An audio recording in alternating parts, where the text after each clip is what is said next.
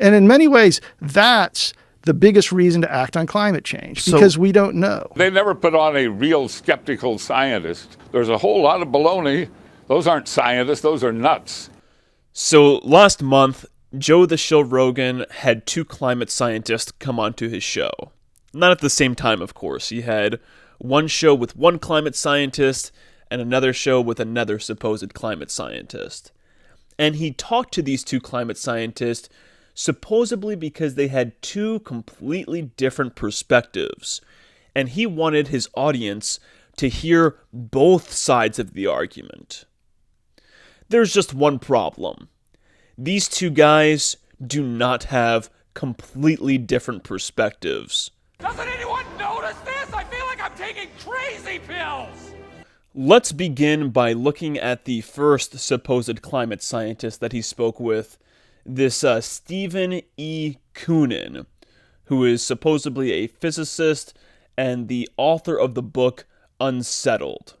And because I don't have the time or the patience or even the stomach to listen to multiple Joe Rogan interviews, I wouldn't even call them interviews, I would call them propaganda cast.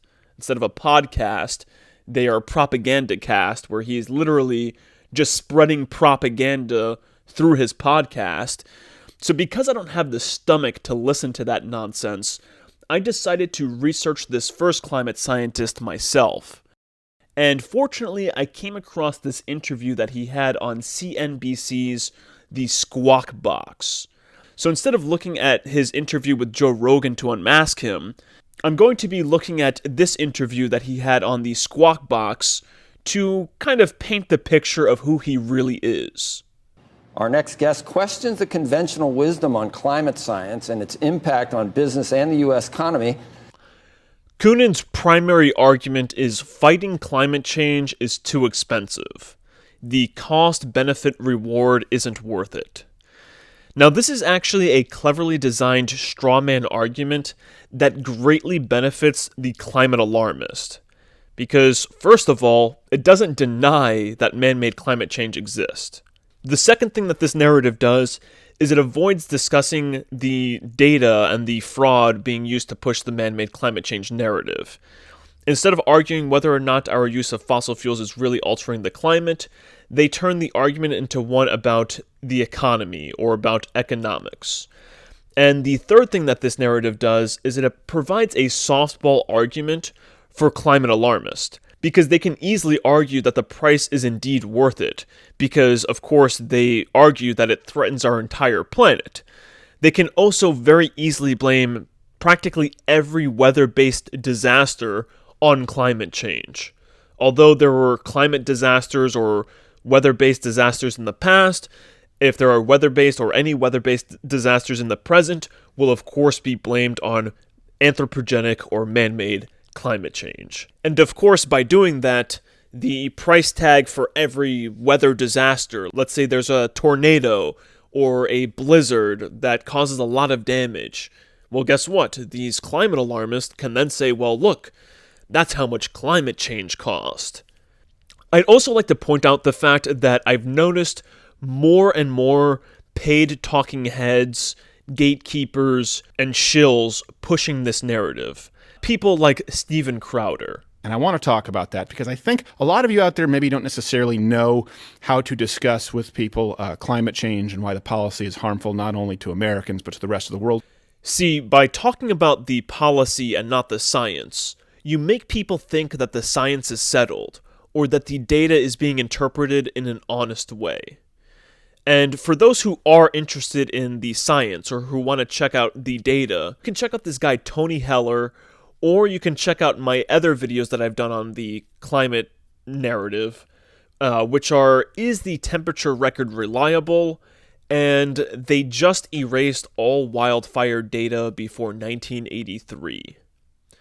And I also have to state again, just going back to what Steven Crowder said, focusing on the policy. And I have to say it again, it's very easy for the climate alarmist to argue that the policy isn't more harmful than what they are predicting. Because they are predicting that climate change is going to kill everyone. They are predicting that climate change is going to be like the next mass extinction event. So it doesn't matter if you prove the policies are too expensive or may cause crippling poverty in the third world, which in itself causes, millions of deaths, because the alarmists can easily turn around and say, at least these policies will prevent our extinction, which they also have no proof of, which is hilarious, because these climate alarmists, they can go around on YouTube, they go around on the TV, and they can spread this alarmist propaganda nonsense. They talk about it's going to lead to our extinction, and this has a huge impact on impressionable young minds. These kids really think that the world is going to end, that this stuff is going to lead to our extinction, and if they really think this, then they live like there's no tomorrow. And we don't want people to be living like there's no tomorrow. Stephen Koonin served as the chief scientist in the Obama Energy Department. Red flag number 2. This guy served in the Obama administration. Now, if you don't know why this is a red flag, remember what George Carlin said. It's a big club, and you ain't in it. But this guy sure is. Is this a relatively new viewpoint that you have, Doctor? Because you spearheaded the Obama administration's efforts here. So I guess you have had a kind of an awakening or a re-examination of some of the science? This is a grown man with decades of climate change propaganda under his belt. You're telling me he just suddenly had a change of heart? Really? I'm sorry, but I don't buy it. Yeah, Joe, about 7 years ago, I had the opportunity to look more deeply into the science. Oh man, I couldn't put in the laughter that I just experienced after hearing that. I mean, every time I hear that, I just die laughing. Yeah, Joe, about 7 years ago, I had the opportunity to look more deeply into the science. I mean, it's just... So 7 years ago, just 7 years ago, like towards the end of the Obama administration, I guess, this guy who was the chief scientist of the Obama's energy department finally got an opportunity to look more deeply into the science. What was he looking at before that? I'm just curious. I mean, before the Obama administration, because, he had to have some experience to get into the Obama administration, right? I mean, even before the Obama administration, what was he looking at before all of that? It just so happens, just so happened 7 years ago, when they needed me to be the controlled opposition for this argument, I finally got the chance to look more deeply into the science, really. I don't buy it. And it's so sad that people actually buy this. They buy this shit sandwich, they take it home with them, they show it to their family and friends, and then they all eat that shit sandwich together. And in the intervening 7 years, I've come to believe that the science does not say what you think it says, to borrow a line from The Princess Bride. If you look at this guy's eyes, you can clearly see that he's reading off of a teleprompter or something. I just have to make that point clear. He's clearly reading from some script. I don't know if it's a script he wrote himself or a script somebody else wrote for him, but he is clearly reading off of some teleprompter or some sort of script. And he's not doing it very well. What are the key points in your view? That I don't think you dispute that man has been involved with some recent warming. Men and women has been involved with recent warming. See, he does believe this idea that CO2 causes warming. Something I will prove to be untrue, or at least I will provide a counter-argument, an actual counter-argument to this CO2 narrative. And I'll do that when I deal with the other shill that the gatekeeper Joe Rogan interviewed. But your basic premise is that trying to change the future of climate or of carbon dioxide levels in the atmosphere is a futile pursuit, and therefore this is wasted money? Well, humans are certainly influencing the climate, and human influences are growing as carbon dioxide in the atmosphere grows. So, you see, this guy, he believes what other jackoffs believe. But not everyone agrees that carbon dioxide is linked to global warming or climate change or whatever they are calling it. And not everyone believes that humans have an impact on climate change. Let's hear what the creator of the Weather Channel, who is a scientist who is actually on the other side of the argument, has to say. Climate change is not happening. There is no significant man-made global warming now. There hasn't been any in the past, and there's no reason to expect any in the future. And he's not the only person who disagrees with this whole narrative. There's this, I believe he's a Japanese climate scientist. What's his name again? Let's see. It's here somewhere. It's Kikyo Kushano Kaku. Guy has a crazy Japanese name that I'm not even going to try to pronounce any further, okay? Here's some screenshots of his Amazon page for his book. And it is titled Confessions of a Climate Scientist. The global warming hypothesis is an unproven hypothesis. So just to give the idea that there are people who actually do disagree with this narrative, which these shills are pushing. But beyond a warming of about 2 degrees Fahrenheit over the last century, we don't see many impacts on severe weather events.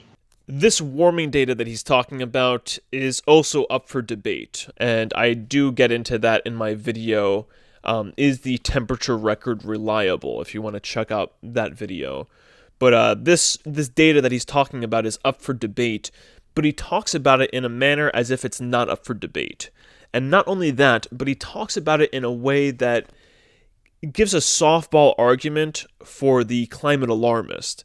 So he's saying that the warming that we've seen, this supposed 2 degrees Fahrenheit of warming that they claim that we've had over the last century, he's saying that we haven't seen any impact, or that warming hasn't had any impact on weather events. And this is true. There, like, hurricanes don't appear to be impacted by this. Other events don't appear to be getting impacted by this. However, climate alarmists can very easily turn around and say, just because we haven't seen any major impacts on these events from this warming, doesn't mean that we won't see major impacts if it warms another 2 degrees Fahrenheit. The climate alarmists can easily make this argument, and that's why it's way more important to talk about the actual data and say, wait a second, how reliable is this data that you're talking about? How do you compile that data? All of these things are important. How do you interpret that data? That goes into compiling the data. But let's continue to hear what this guy has to say. For example, heat waves in the U.S. are no more common today than they were in 1900, and they haven't gone up in 60 years. We have no detectable human influences on hurricanes, and global wildfires have declined by 25% since 2003, despite the terrible fires we saw in California and Australia in 2020. 2020 was one of the least active global fire years on record. Now, these are all factual points. They're all good points. And all gatekeepers, all shills, are supposed to make at least a handful of good points. If they didn't, then nobody would listen to them, and they wouldn't really be gatekeepers, now would they? However, the premise still remains. A climate alarmist can very easily turn around, since he's not arguing the data, he's not arguing against any of that, the climate alarmist can easily turn around and say, oh, well, because CO2 has an impact on climate, that's increasing, it's going to get warmer, so just because there hasn't been a major impact yet, doesn't mean that there won't eventually be a catastrophic impact later. And that's what's really going on, is this guy, he's just setting up a controlled opposition argument that can very easily be knocked down. The notion that we've broken the climate is somehow misplaced. True, but I have to stress this. Since he agrees with the idea that we do have at least some impact on the environment, it leaves open the counter-argument that just because we haven't broken the climate yet, doesn't mean we aren't currently in the process of breaking it.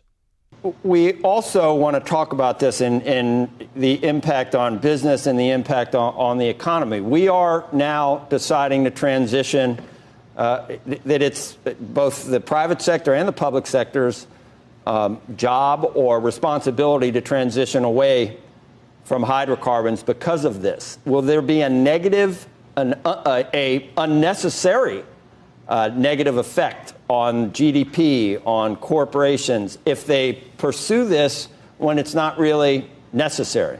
So instead of talking about the science, talking about how they manipulated the past data, or talking about why the data is unreliable, they talk about the cost. This allows people on the other side, once again, to easily argue or to focus their counter-argument on the cost instead of the actual science and manipulation. The transition that the administration is proposing, which amounts to a drastic reorientation of our energy system and society in the time scale of about 15 years. And, energy pervades everything in society. We need to change it slowly to assure that the disruptions are not significant. I like to say you change the energy system by orthodontia rather than tooth extraction. So he isn't against changing society from reliable fossil fuels to unreliable green energy. He just thinks we have to transition at a slower pace. And so if we do want to reduce carbon emissions, we need to do it at a more thoughtful pace and in a more thoughtful way than is being proposed. And moreover, we need to get the rest of the world to come along if it's going to have any impact at all. Global problems require global solutions. And that's exactly what they want. Open up your eyes, man. They're trying to control global warming. Get it? Global. If the U.S. were to go to zero today, it would still be only a 15% reduction in global emissions. And we need to go to zero, people say, sometime in the latter part of this century. That's code for UN commissars telling Americans what temperature it's going to be in our outdoors. And this is basically the other argument that the controlled opposition has, which is that, even if the US goes to zero, it's not going to be enough. And it's a controlled opposition argument that does exactly what he's been doing this whole time, which is not talking about the science. That statement of, nothing, if the US goes to zero, it still wouldn't matter. It assumes that the US needs to go to zero, and it assumes that everything that they're saying is true and scientific. So the developing world is growing, and as Kerry and the president has said, unless the rest of the world comes along, U.S. efforts are futile. Alrighty, let's now take a look at the other clown that Joe Rogan had on his show. But not just the impact of climate, but you're saying that he is not looking at it in terms of how it affects the world. Well, that was an example of the Trump administration, right. How the assumptions that go into these economic models can make a factor of 10 difference in what you estimate. The same is true for climate models, and he admits this in a moment. But does Rogan ever call him out on it? Hell no. Agree at all. Some people say that a 5-degree warming Celsius, about 9 degrees Fahrenheit, would only reduce GDP by, 8%. But that's a giant number, isn't it? 8% is well, this way. If is anybody forecasting that kind of a rise in temperature? I found this exchange between Dessler and Rogan very telling. To me, this exchange here, or at least Dessler's response, as if Rogan is talking about the GDP reduction. To me, it says that Dessler is trying really hard to focus on the economic talking points. Rogan is clearly talking about the increase in temperature. Dessler said that it's going to be a 9-degree increase in Fahrenheit. And then he says, that will cause an 8% reduction in GDP. And Rogan's all well, that's a massive number. And Dessler thinks that he's talking about the 8% reduction in GDP when he's clearly talking about that massive increase in temperature. And then what's even funnier is Dessler's response, however you say his name. No, but let me... So why use that? Well, I'm just saying, at the end... You're living in a world of make-believe, with flowers and bells and leprechauns and magic frogs with funny little hats. You can look at... let's go to 3 degrees. So 3 degrees... But is anybody even saying 3 degrees? Yeah, 3 degrees is where we're at. And 3 degrees centigrade, 5 degrees Fahrenheit. That's where we're going now. In how much of a time period? That's 2100. So in 2100, we will be 5 degrees warmer. Overall. Global average, yes. I just watch because I suspect that anchorman of being an evil leprechaun. He can bullshit everybody else, but he ain't fooling me. Now, if Rogan had even some intelligence to him, if he wasn't just a paid talking head, Rogan would ask him about the reliability of the global average temperature. But he doesn't do this. And he doesn't do this, well, one, because he's not very smart, and two, he doesn't ask him about the reliability of the global average temperature because the other guy, Coonan, never mentioned the fact that the global average temperature isn't as reliable as these guys make it out to be. And of course I covered that in my video, Is the Temperature Record Reliable? Wow. So 5 degrees is high. That's at the very top end of the worst case scenario. In other words, it's a total assumption. I mean, all these people they have dozens of models for dozens of different predictions, which are just really assumptions. And at no point does Rogan mention that their models and assumptions have never turned out to be true. At no point does he question if this increase is going to happen or if it's based on assumptions, even though the guy is basically admitting that it's based on assumptions. Cost of climate impacts are going to be. Anybody who tells you that they know what 3 degrees is going to be like is either a liar or a fool. We have no idea. Now, I then cannot tell you it's going to be bad, but I think it could be bad. No, of course here, this guy Dessler is talking about the impact it will have on the economy or even the world at large. And, this kind of just plays into the fact that they're assuming, but it still goes back to the fact that even this warming, much of it is assumed and being projected. They're looking at a trend that's taken place over a couple of decades, and then assuming that that trend will continue to take place over the next several decades to century. And of course, it's also assuming that the data that's going into that trend and into tracking that trend is reliable. It could be very bad, especially when you look at the Texas freeze. I mean, that was a really bad event. That was $200 billion of damages. And that's a unique event, though, isn't it? And isn't it also unique in that Texas has its own grid? See, climate alarmists will of course link every weather-based disaster or every natural disaster to man-made climate change in order to justify the cost of their green policies. Quote-unquote green policies. They're not really green. And of course the power outages in Texas had less to do with the weather and more to do with human incompetence. Like the instruments weren't properly weatherproofed.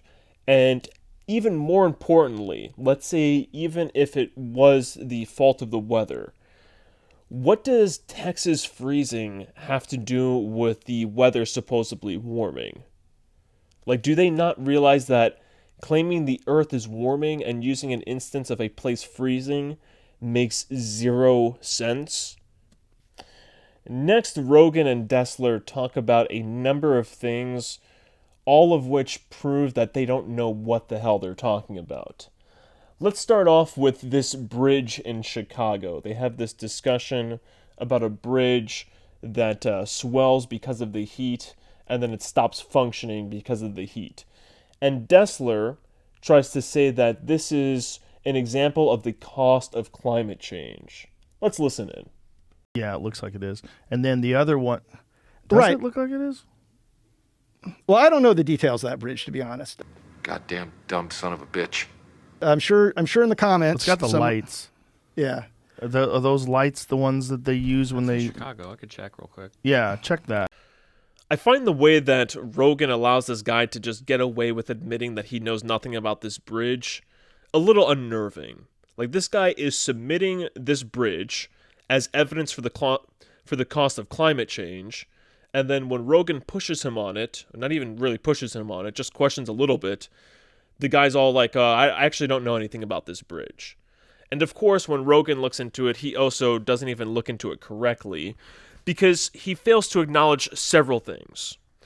First of all, let me inform you guys as to what bridge they're looking at. They're looking at this article. A heat wave made this bridge too swell to function. and it was published on July 6th, 2018. And it's talking about a bridge in Chicago.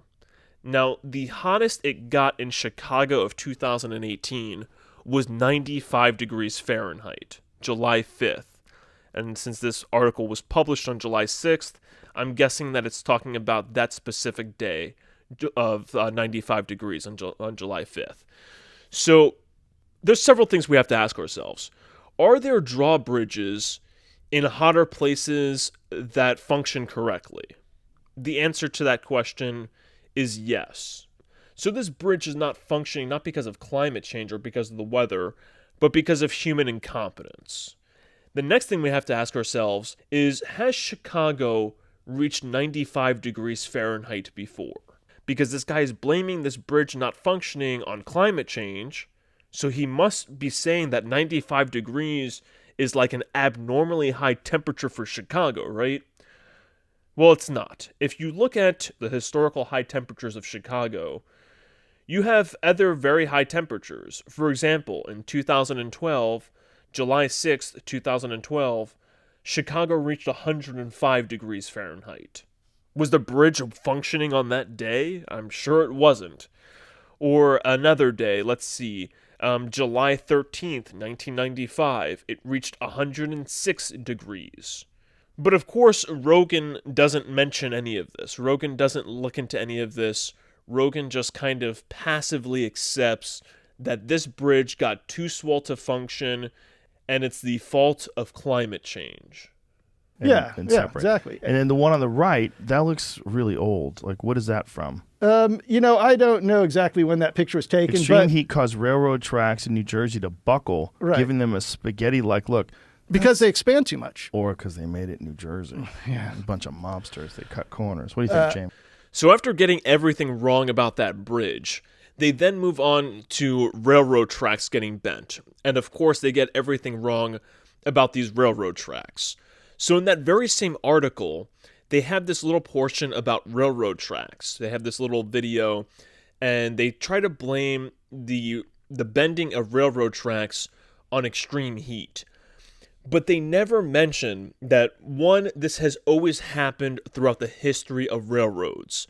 And that's why one of the videos or one of the pictures that they're looking at looks like it's from several decades ago. And, Rogan sort of points that out. He's like, oh, one of these look very old. And yeah, it looks very old because it is very old.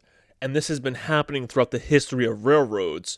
And what's funny is that the video that they use actually explains why this happens. And it says in the video, if trains go too fast, they also risk buckling the track by overheating the rails. So one reason this happens is because the rails get overheated. However, the main reason why this happens, if you look up railroad buckling or railway buckling, it says the following. Track buckling is formation of large lateral misalignments in continuous welded rail, often resulting in catastrophic derailments. So a big reason why this happens, if you look it up, is because this is a piece of continuously welded rail. They don't have, they're supposed to have like breakers in between the rails that prevent this from happening. But most importantly, this has happened throughout the entire history of railways. This is not some new phenomena that just recently happened because the planet is getting hotter, like this jackoff is trying to make it out to be. Twice you asked him what fraction of the warming is due to humans, and he basically blew you off several times saying, oh, we have no idea. And that is that's one of the things that's absolutely wrong. Okay, so what fraction of the warming is due to humans? So the best estimate is that it's 100%. It's all the warming. So here Rogan and Dessler, or Dessler at least, is commenting on Rogan's conversation with Coonan, the other supposed climate scientist. And he's all like, Coonan is saying that we don't really know like how much of the warming is attributed to humans.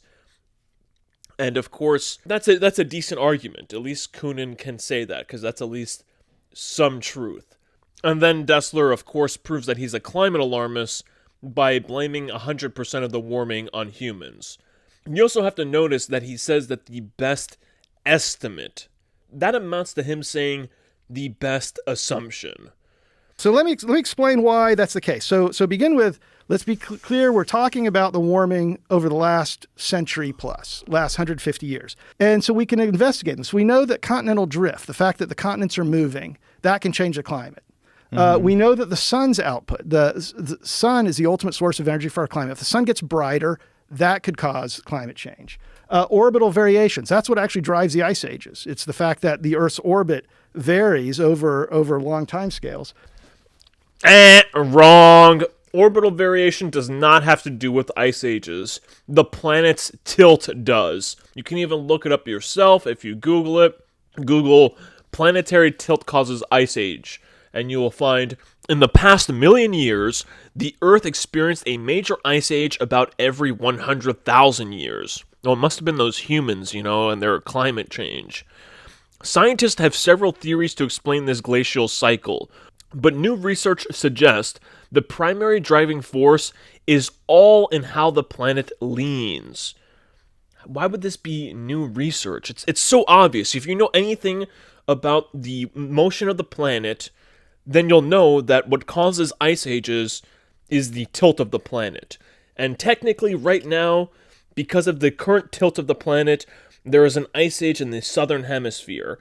And it's confusing. Like, the way that they talk about ice ages it's all wrong. Like, this idea, really, when there's an ice age in the northern hemisphere, there's not an ice age in the southern hemisphere. And that's why when there's an ice age in the northern hemisphere, the Antarctica is sort of free of ice. And you can look into this. Antarctica is not always covered in ice. When there's an ice age, or a quote-unquote ice age, Antarctica is actually free of ice. It actually melts. All the ice down there melts, and then there's increased ice in the northern hemisphere. I don't understand how this is new research. I don't understand how you need a climate scientist, a supposed climate scientist, to tell you these things. Like, this guy is supposedly a professor. Wow, so people are paying this guy to be misinformed. Ocean cycles, that's what he said, things like El Nino. He said, well, we don't, that could be it. And then finally, you have greenhouse gases. We can exclude all the suspects. We can exclude continental drift. It's too slow. The continents haven't moved in the last century. Orbital variations, also too slow. That's a 100,000-year process. The sun, we have observations. We measure the output of the sun. It's not getting brighter, at least since we've been measuring them from the 70s. Ocean cycles, that one actually is the hardest one to exclude, but we don't have any evidence to support it. And unsurprisingly, yet another lie from the supposed climate scientist. All you have to do is simply type into Google or any search engine how El Nino and La Nina affect climate change. El Nino and La Nina are stages of the El Nino Southern Oscillation. They cause changes in global temperature and rainfall events in the areas they affect. I mean, it's so obvious. What do you mean there's no evidence to support this? These people should be banned for misinformation, should they not? I mean, they're out here lying to people, straight up misinforming people, spreading misinformation, which causes panic and hysteria. But are they deplatformed? Are they demonetized? No. Why is that? Because they're pushing the narrative. They're pushing the propaganda that the powers that shouldn't be want to be pushed. And then you have greenhouse gases. So I like to call greenhouse gases the world's dumbest criminal. It dropped its wallet at the crime scene. I don't know if you want to read this, but we have massive amounts of evidence that carbon dioxide is responsible for the warming of the last 100 years. No, they don't. Their evidence is a correlation equals causation fallacy that I will get into in just a moment. First, I want to address another point. I want to address this, it's 100% our fault point. And there's no other explanation. And you put it all together, the scientific consensus is that we're responsible for all of the warming. I try really hard not to curse and yell at these people. I mean, because I'm not yelling at them. They're not here, right? So the thing is that even if he is right, that greenhouse gases are the only thing responsible for the warming, because that's his argument, that all of these other things aren't responsible for the warming, it's only greenhouse gases, which he isn't. Why would we be responsible for all of the greenhouse gases?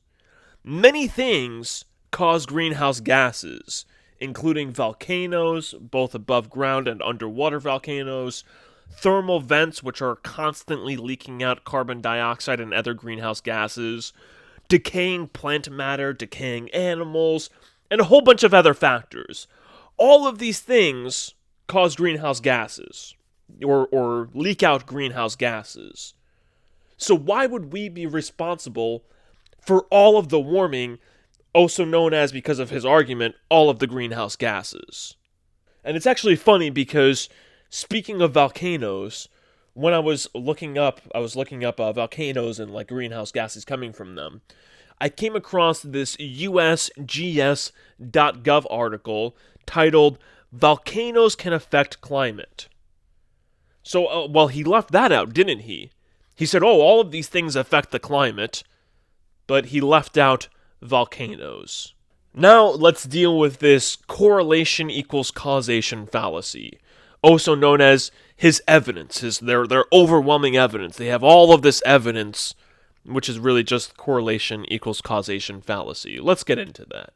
See this correspondence between low CO2 and lots of ice. That's not perfect, and if you want to, you can point out a period, well, it's high CO2 here, but it's a pretty good correspondence. So instead of using the word correlation, he uses the word correspondence, and he says that their evidence is this correlation between low CO2 and lots of ice. So low CO2 and a cold climate. And before I get into that, I just have to say, does this sound like science to you? A pretty good correspondence, a quote-unquote, a pretty good correspondence between these two things. That is, quote-unquote, not perfect. You put that slide back up so I make sure I don't forget. Is there any instances of high CO2 but low temperatures? Can you go to slide 26? And the left-hand axis, which goes with the orange line, is atmospheric CO2. You can see atmospheric CO2 varied from 2,000 parts per million, which is about 5 times as much as there is today. Wait a second. How could that be possible at a time when there are no humans? If, according to this guy, humans are 100% responsible for greenhouse gases. How is this possible?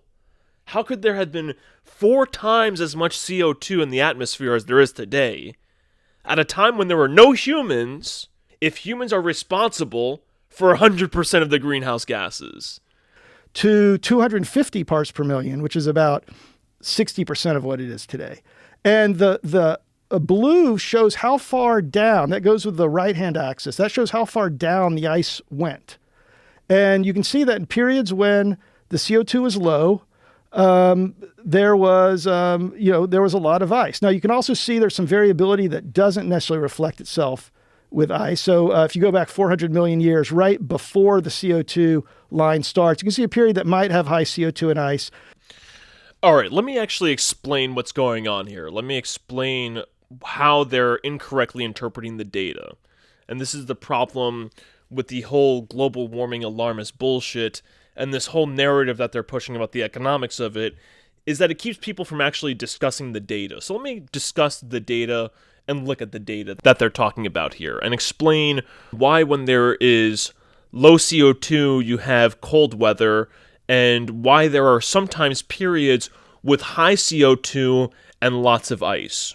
Because their whole theory is that low CO2 means lots of ice, and high CO2 means not a lot of ice, meaning hot temperatures. Let me explain all of this. Let me first off start off with this screenshot of the 5 million years of climate change from sediment cores. From the left side over here is 5.5 million years ago. So first of all, you'll see that the Earth has cooled over the last 5 million years, and the weather appears to be kind of going a little wacky in the last 1 million years. You see a lot more variation. So The Earth's climate has constantly been changing, and it wouldn't be that surprising if it does warm up because we're currently in a cool period. Now, with that out of the way, let's look at this low CO2, lots of ice data, and let's explain why this is happening. It's very simple. CO2 can get trapped in ice.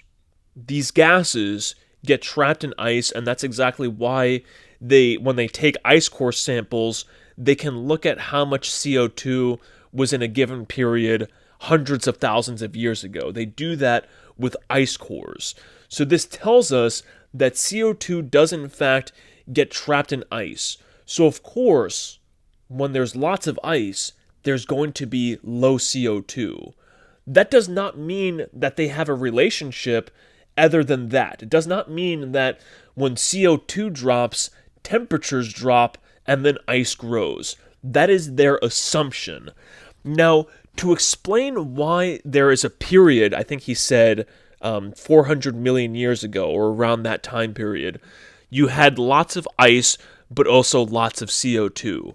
The reason why that happened, the reason why there are periods like that, is because that long ago, when you go back before the dinosaurs, there were periods of massive volcanic events.